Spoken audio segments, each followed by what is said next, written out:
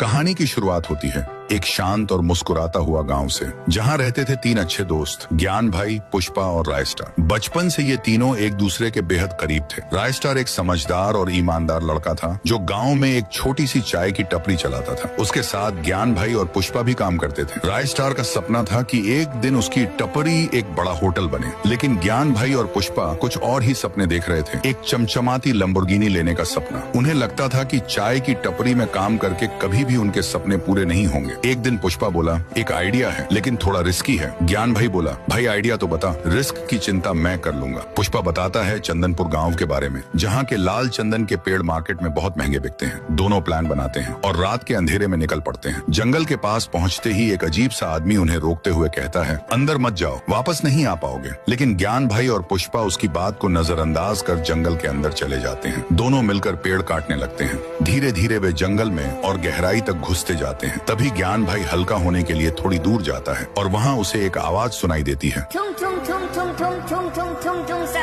ज्ञान भाई डर जाता है। अचानक एक डरावना आदमी उसके सामने आ जाता है, लंबा लकड़ा। उसकी आंखों में गुस्सा भरा होता है। लंबा लकड़ा कहता है, तुम लोगों ने मेरे पेड़ काटे, अब तुम्हारा भी यही अंजाम होगा। और वो वहीं ज्ञान भाई को मार देता है। पुष्पा जब उसे ढूंढने आता है तो ज्ञान की लाश देखकर घबरा जाता है। वो भागने लगता है, लेकिन तभी उसके पीछे भी लंबा लकड़ा आ जाता है। पुष्पा भी बच नहीं पाता। अगले दिन सुबह राय स्टार अकेला दुकान पर होता है। तभी एक पुलिस जीप आकर रुकती है। पुलिस वाला कहता है, चंदनपुर के पास 2 लाशें मिली हैं, क्या ये तुम्हारे दोस्त थे? राय स्टार सदमे में चला जाता है। जब वह चंदनपुर पहुंचता है और अपने दोस्तों की लाश देखता है तो टूट जाता है। तभी उसे वही अजीब आदमी मिलता है जिसने रात में ज्ञान और पुष्पा को रोका था। वो आदमी कहता है, मैंने मना किया था, मत जाओ, लंबा लकड़ा मार डालेगा, लेकिन उन्होंने मेरी बात नहीं मानी। राय स्टार समझ जाता है जंगल में कुछ है, कुछ बहुत खतरनाक। उस रात के 2 बजे राय स्टार अकेला उसी जंगल में जाता है। वहीं पेड़ के नीचे बैठ जाता है, शांत। तभी वही आवाज आती है, ठुंग ठुंग ठुंग ठुंग ठुंग ठुंग ठुंग ठुंग ठुंग सहूर।